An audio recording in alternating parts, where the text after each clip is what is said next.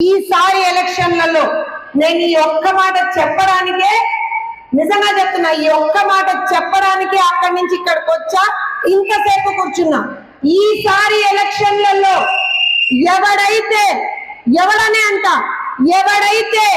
నారా చంద్రబాబు నాయుడు గారి కళ్ళల్లో కన్నీరు చూశాడో, ఎవడైతే భువనమ్మ కళ్ళల్లో కన్నీరు చూశాడో, ఎవడైతే లోకేష్ కళ్ళల్లో కన్నీరు చూశాడో, ఎవడైతే ఇక్కడ ఉన్నటువంటి ఇంతమంది మహిళల కన్నీళ్లు చూశాడో, ఆ ఒక్కొక్కడికి చిటికలేసి చెప్పండి, ఆ ఒక్కొక్కడికి ఇక్కడ ఏదన్నా బొర్ర ఏదన్నా కొత్త గొప్ప ఉంటే, నరాలు ఏమన్నా కొత్త గొప్ప ఉంటే చిట్లిపోయేలా మన విజయం ఉండాలి.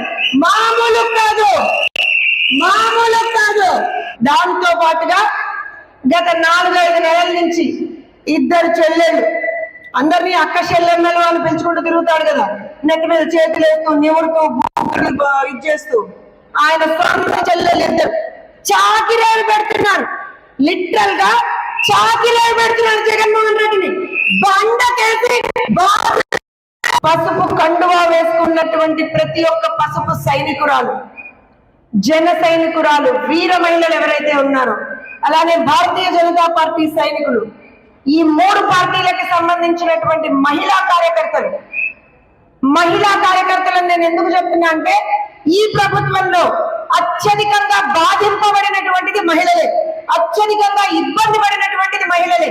అందుకే ఈ ప్రభుత్వాన్ని గద్దె దించాల్సినటువంటి అవసరం ఎక్కువగా మహిళలకే ఉంది. కాబట్టి అందరూ కూడా ఇదైతే గుర్తుందో, సైకిల్ గుర్తు గుండెల మీద పెట్టుకొని ఏదైతే మనం అనుక్షణం గుండెల్లో పెట్టుకొని ఏదైతే వెళ్తున్నామో, ఇదే గుర్తు అందరికీ చూపించండి.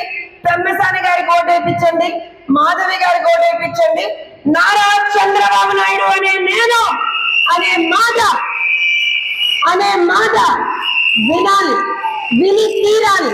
నేను ఇందాక చెప్పినట్టుగా అదే ఈ దుర్మార్గులకు ఒక బ్రహ్మాండమైనటువంటి సమాధానం.